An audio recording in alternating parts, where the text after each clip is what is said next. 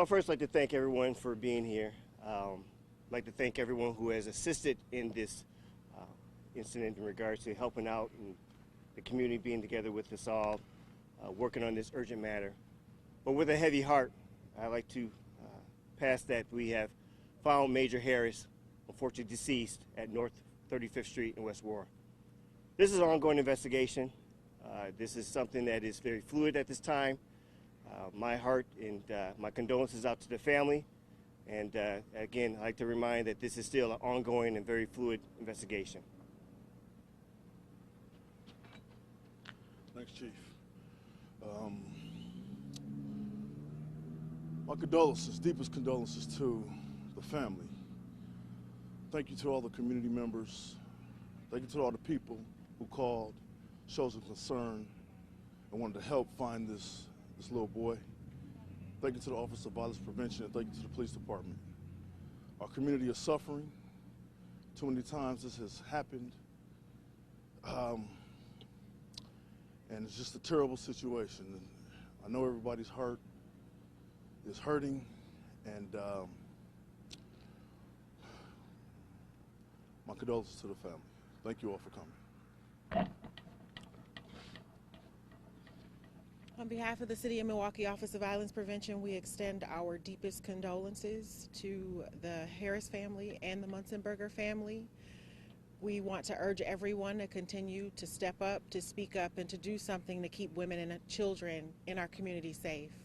There should never be an instance where a 3-year-old or any child is harmed, and particularly in this kind of situation. And so we thank every single person that came out to search or whatever they did to help, but we are urging everyone as a community to make sure that we continue to keep women and children safe in the city. Thank you. Thank you, Alderman Stamper. Thank you, Director Hallman. Are there any questions at this time? The family was critical of the time it took, they say, for the police to get involved and mount a large-scale search like we saw today. Could you respond to that? Yes, and I'll say this is a ongoing investigation. As soon as we found out during the investigation that there was a child missing, the Amber Alert went out. The follow-up in regards to the work being done, going to Dane County, going to Germantown. Again, we have to be strategic in our resources being utilized. As you saw today, there was a number of different resources being utilized, not only from the Milwaukee Police Department, but as Director Hallman talked about in regards to the community. So it's not that you can just run after, and this is a big resource of putting together, so it's strategic, but we also understand the urgency and the seriousness. This is not something that we take lightly.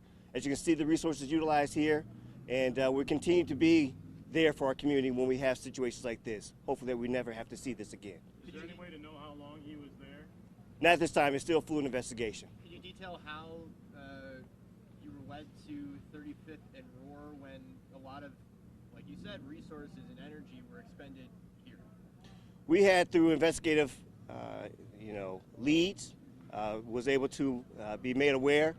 That was something that, again, we were constantly 24/7 working on leads, working with our community, working with our different partners, ensuring that this was not going to be taken lightly in regards to the urgency and the need in this. So it's still a fluid situation right now. We'll take one more question. Did you find him as part of the search today that was out here, obviously? This is part of all of our search, yes, absolutely. This is not in this area, obviously, but it was still part of our search efforts. Did the tip that led you to 35th and Broad come from someone who was arrested in the Munzenberger murder? Again, that's an ongoing investigation. I can't speak on that at this time. Thank you.